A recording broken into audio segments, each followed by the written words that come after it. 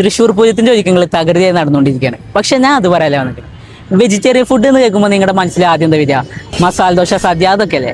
പക്ഷെ 500-ലധികം variety food കിട്ടുന്ന ഒരു റെസ്റ്റോറൻറ്റ് ഞാൻ പരിചയപ്പെടുത്തി തരട്ടെ, കാണിച്ചു തരാം, വായോ. 500-ലധികം വെജിറ്റേറിയൻ ഫുഡ് എന്ന് പറയുമ്പോൾ നിങ്ങൾക്ക് എല്ലാവർക്കും സംശയം ഉണ്ടാവും. പക്ഷേ ഇവിടെ വന്ന് ഇവിടുത്തെ മെനു നോക്കിയാൽ നിങ്ങൾക്ക് മനസ്സിലാവും. അതുമാത്രമല്ല, നിങ്ങൾക്ക് വല്ല പാർട്ടിയോ ബർത്ത്ഡേ ഫംഗ്ഷനൊക്കെ ഉണ്ടെങ്കിൽ അതിനുള്ള സൗകര്യവും ഇവിടെയുണ്ട്.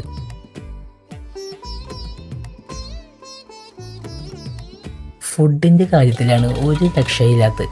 കാരണം north Indian, south Indian, Chinese, അതിലുള്ള വെറൈറ്റീസ് മൊത്തം ഇവിടുത്തെ മെനുവിൽ കാണാൻ കഴിയും.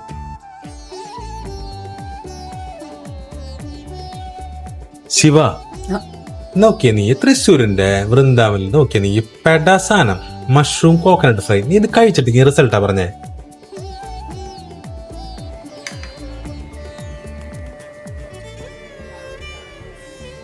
ഷൈജോട്ടോ, ഇതുപോലത്തെ ലൈവ് മഷ്റൂം ഞാൻ അത് ഇവിടുന്ന് കഴിച്ചിട്ടില്ല.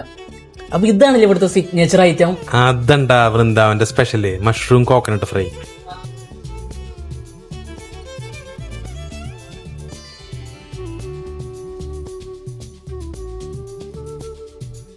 ഗഡികളെ, ഈ ഒരു ഐറ്റം വേറെ എവിടെയും കിട്ടൂല, നമ്മുടെ വൃന്ദാവനിലേക്ക് പോവാതെ.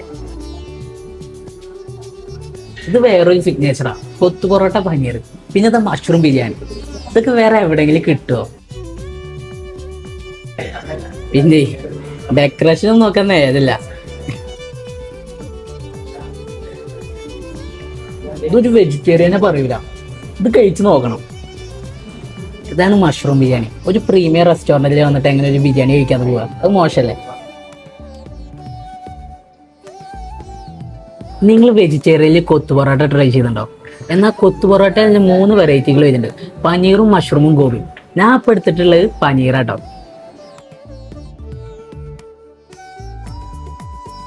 ഒതന്റിക് ആയിട്ടാണ്.